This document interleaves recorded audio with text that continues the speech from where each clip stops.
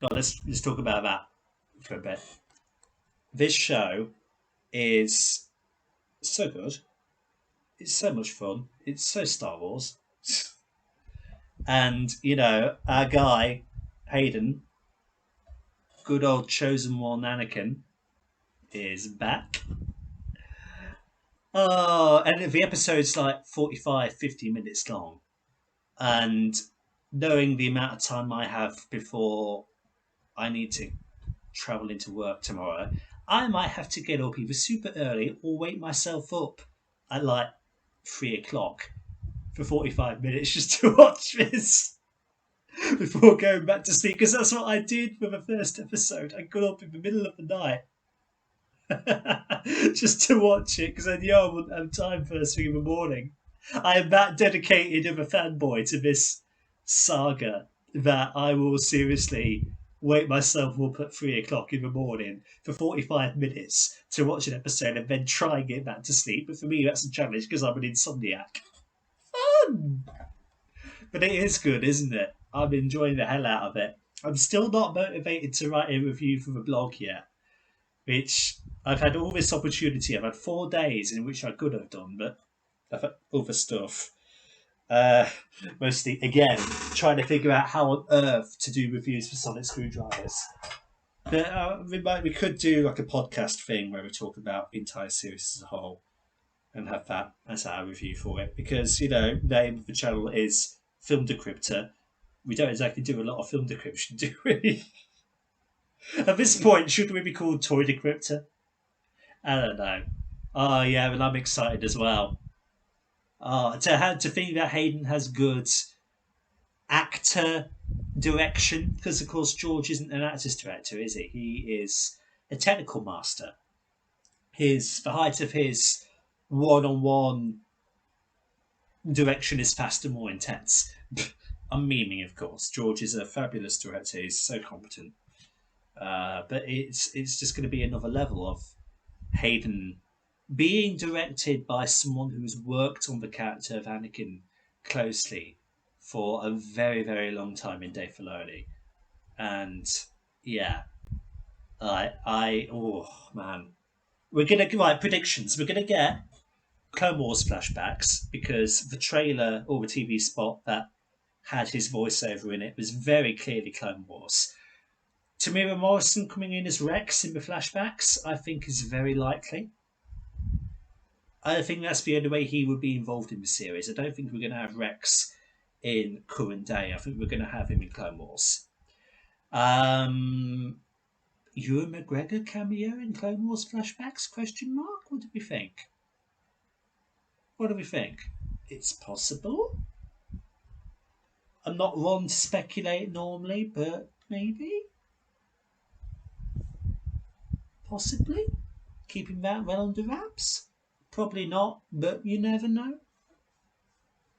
Um, I know there's been great big debate, hasn't there, over the last week as to whether Anakin is like a Force ghost, or if it's Revenge of the Sith Anakin, or if it's Darth Vader, or if it's the Son. Like, oh my god. You remember that whole thing around Last Jedi of your Snoke theory sucks? Yeah, your Anakin theory sucks. Okay, let me put my 2 cents into it. So, if his wife is in the show. Yeah, yeah. Right. So, what do I think about Anakin? Number one, it's not the son of Mortis because he's dead. So there. Number two, it's not Vader because what you have to understand about Darth Vader. I'm getting into really Star Wars nerdy here, so just bear with me. What you have to fundamentally understand about Darth Vader is that he disassociates himself from the identity of Anakin Skywalker. In Rebels, he says to Ahsoka, Anakin Skywalker was weak.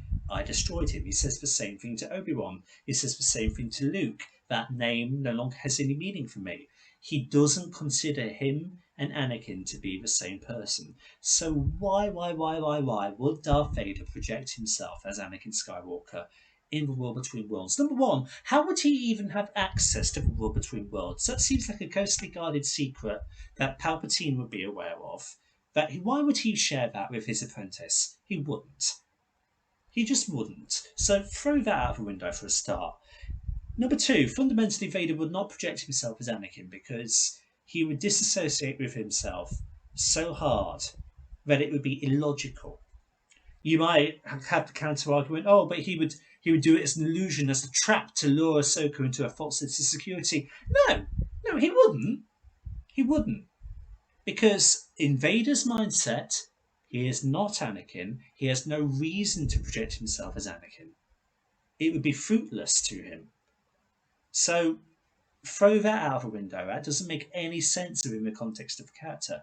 So the only things you're left with are Anakin during Revenge of the Sith, or just before, somehow wandered into the world between worlds, or it's Anakin post Return of the Jedi. Now, which one out of those two makes the most sense? I'll give you 10 seconds to think about it.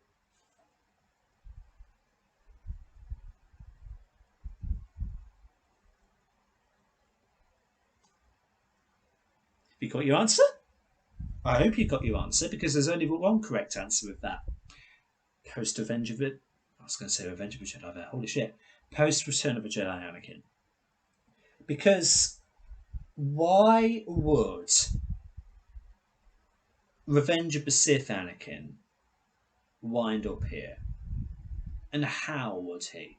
It doesn't conceivably make sense for what the show is trying to go for because clearly Ahsoka herself is on a journey of transformation and self-discovery because they've retconned the whole Ahsoka the White thing because clearly that is the trajectory she is going to go on throughout this series. This series is about her becoming Ahsoka the White.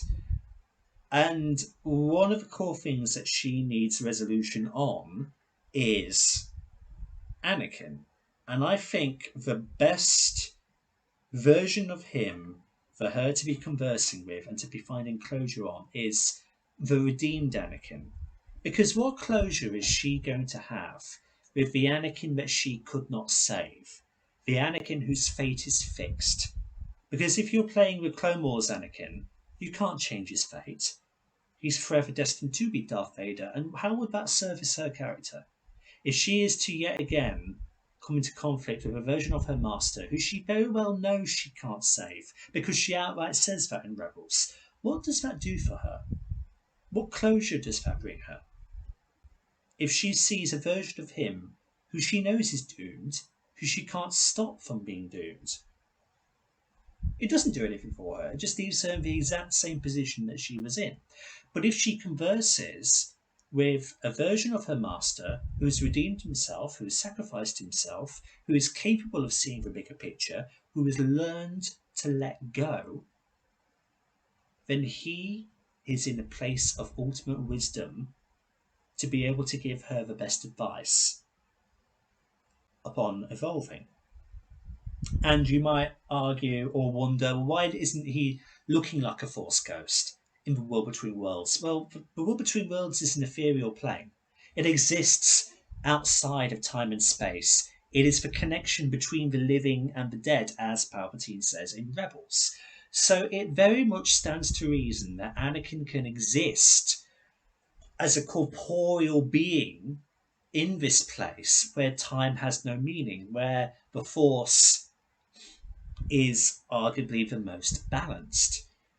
It exists outside of reality as we know it, and therefore people who have moved on, who exist not in the corporeal sense anymore, I'm getting my words mixed up, but you know what I mean. People who have moved on, who themselves exist outside of reality, as Force ghosts do, they exist within the flow of cosmic force. It makes sense that they would be able to project themselves fully whole. You have to remember that it's essentially a nexus of the Force, like Dagobah, like Mortis. Qui-Gon, during the Clone War, was not able to manifest himself as a Force ghost, but he could have Mortis. because it's a Force nexus. So the world between worlds stands to reason of being a similar concept, allows Anakin to manifest himself properly, corporally, physically in that space, whilst in the reality of the galaxy he can't because he's more limited. Do you all get where I'm coming from? Have I given you a compelling argument for that? Because I feel like I'm onto something there. You have to think about these things logically. You can't just sprill off willy nilly ideas without thinking, because then you fall into the trap that made us all pissed off with The Last Jedi, where our expectations were not met. Think about it. It doesn't make any sense for it to be Clone Wars Anakin. Certainly doesn't make any sense for it to be Vader, and it makes even less sense for it to be the son of Mortis, because he's dead.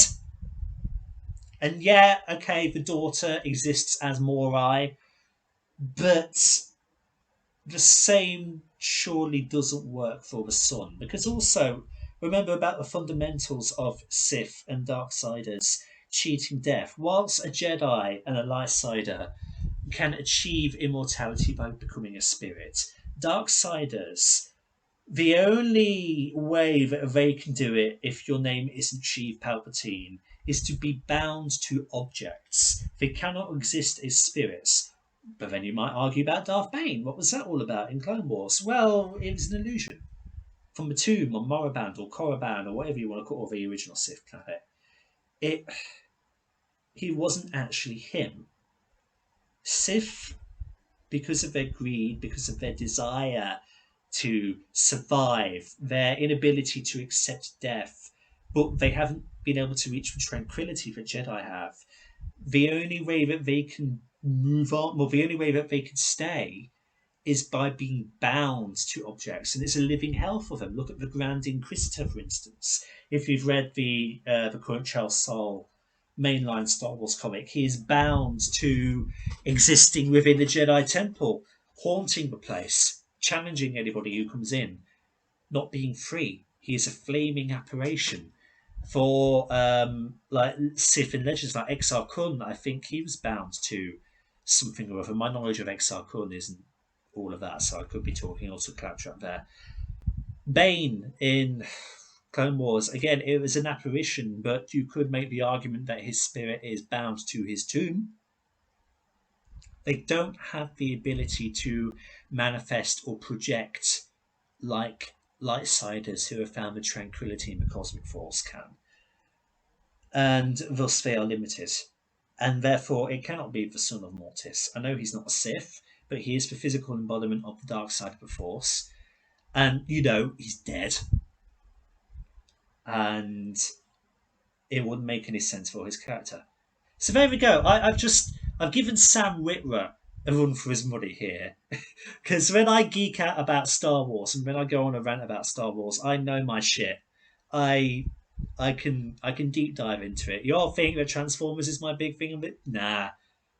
Star Wars. You all think Doctor Who? I'm a nerd about that. Nah, Star Wars. I'm a big boy brain for that. I could teach you. So I'm going to stop talking because my ego couldn't get any bigger for that. But there we go. I've just had a rant about Anakin and all of that. I hope you're all happy. I'm going to have a sip of water now.